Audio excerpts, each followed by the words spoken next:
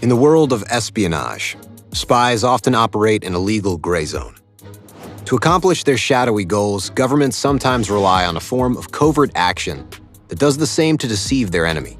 It could be true or false. But what distinguishes gray propaganda from other types is that the source of the information is not revealed. When a plague of Colorado beetles infested potato crops across Eastern Europe, communist Czechoslovakia saw an opportunity to get creative. They oversaw the publication of a children's book that blamed the Western capitalist governments for infecting Czech crops. The aim?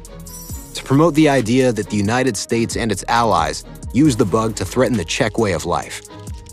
But it was completely false. The publisher never divulged the sources of this information, which have since been debunked. Pests were brought to Europe during the late 1800s, and there was no evidence of malice.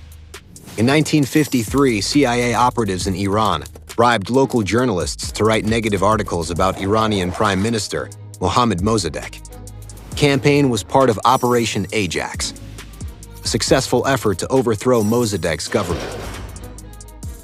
Later, during the Rwandan civil war between Tutsi rebel forces and the Hutu-led government officials secretly helped finance the publication of Kangura, a bi-monthly newspaper that stoked hatred of the country's minority Tutsi population.